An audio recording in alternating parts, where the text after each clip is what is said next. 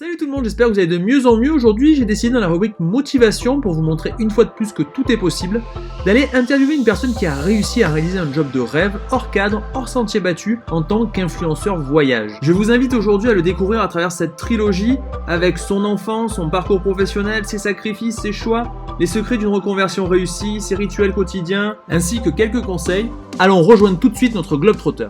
Salut Alex. Salut Lionel. Merci de me recevoir chez toi. Avec plaisir.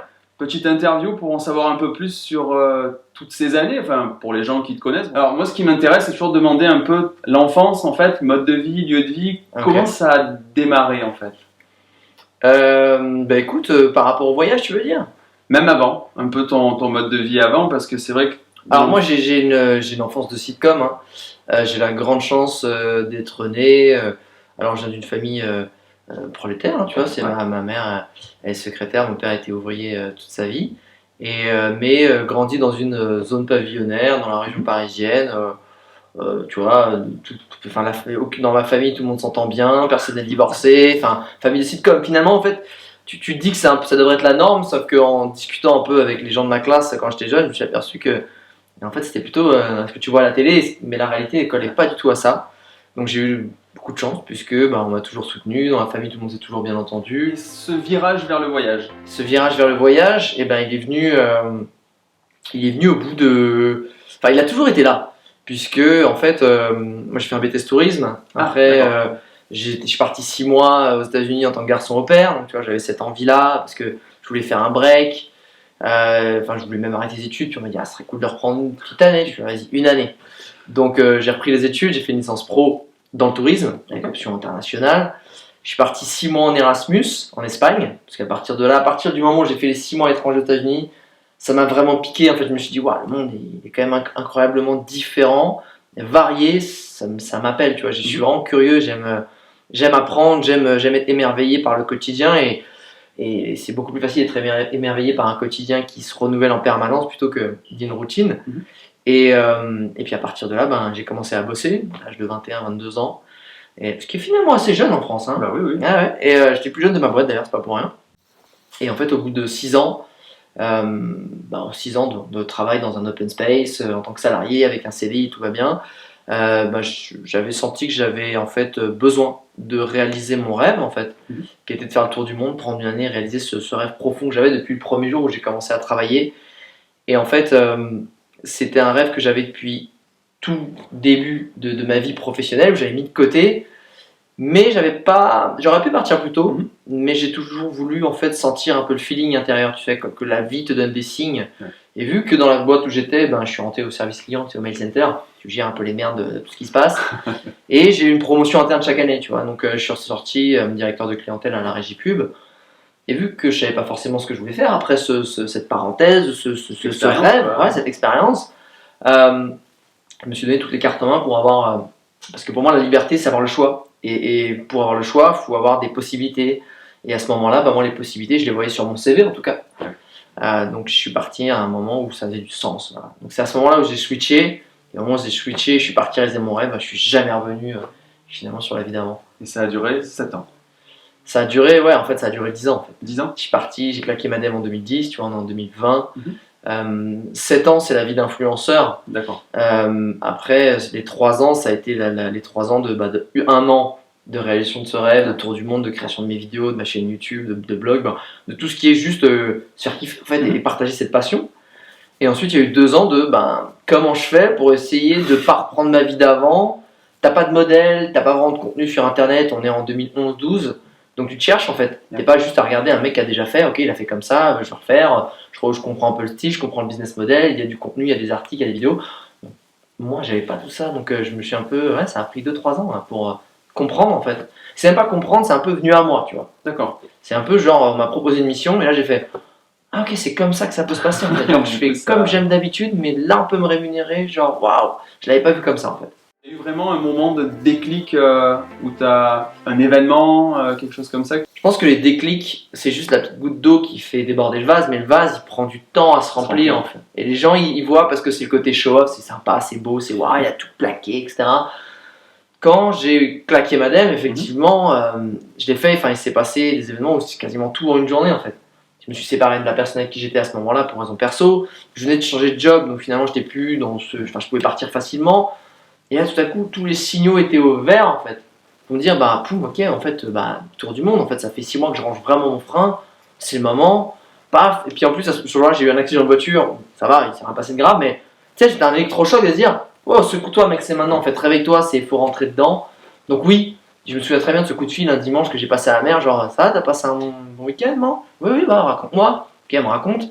Bon, et là, sinon, t'es assise, ouais. Bon, bah, moi, faut que je te dise. En fait, donc j'ai quitté la personne avec qui j'étais à ce moment-là. Ah merde et tout.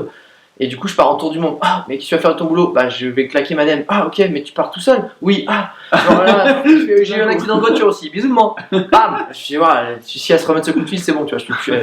Je peux aller en tour du monde sans qu'elle s'inquiète de trop.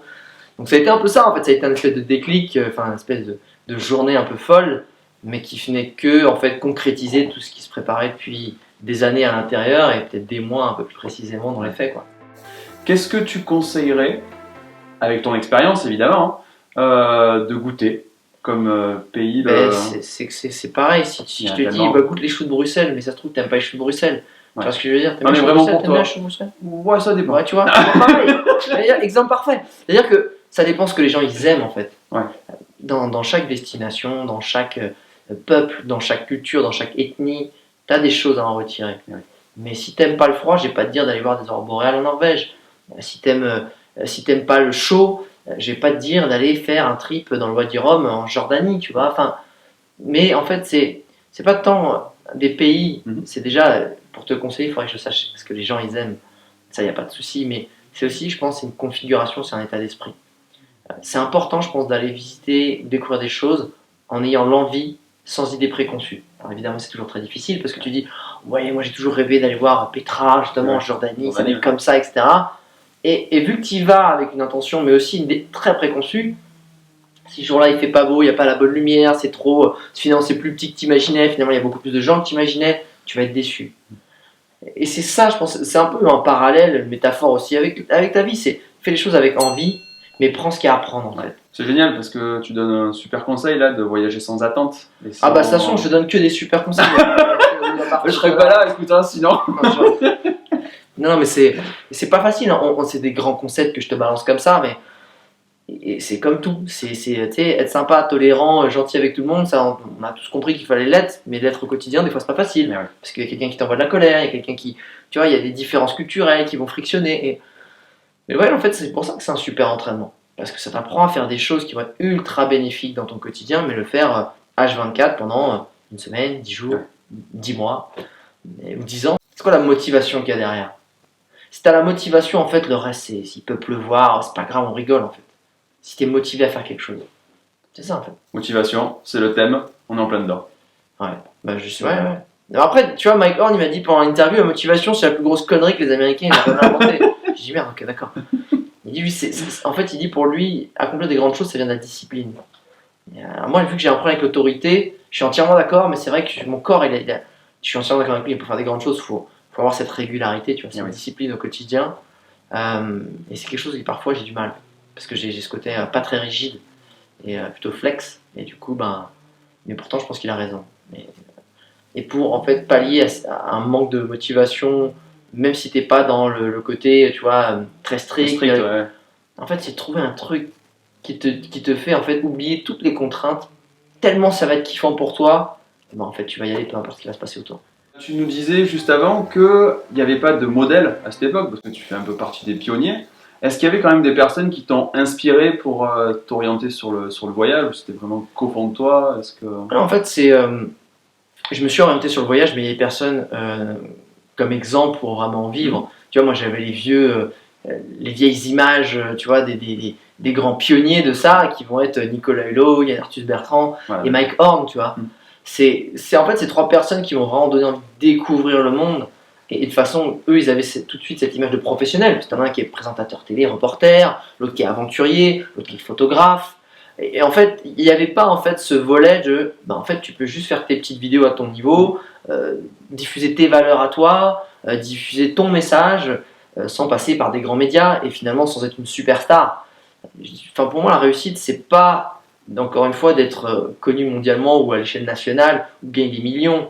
C'est finalement comment tu arrives à sortir peut-être d'une vie, d'une routine ou d'un salariat qui ne te correspond plus. Il n'y a rien de mal avec ça, Non, bien sûr. mais qui ne te correspond plus à toi et que tu arrives en fait à créer avec ta passion ou le métier dont tu rêves, un salaire qui va remplacer ce salariat en fait. Donc tu vois, je ne cherchais pas à devenir multimillionnaire, à être une rockstar, tu sais, la star du web, etc. Pas du tout, d'ailleurs j'ai jamais été. Mais parce que justement, je me suis jamais visualisé ça, je pense aussi. Donc c'était ça en fait. Moi, ce que je voulais, c'était me dire comment je fais pour diffuser mon message, voyager et diffuser ces belles valeurs de voyage et d'arriver à en vivre. Et j'avais pas de modèle, donc c'est pour ça que je l'ai perdu, parce que les modèles étaient complètement démesurés par rapport à moi et mes aspirations.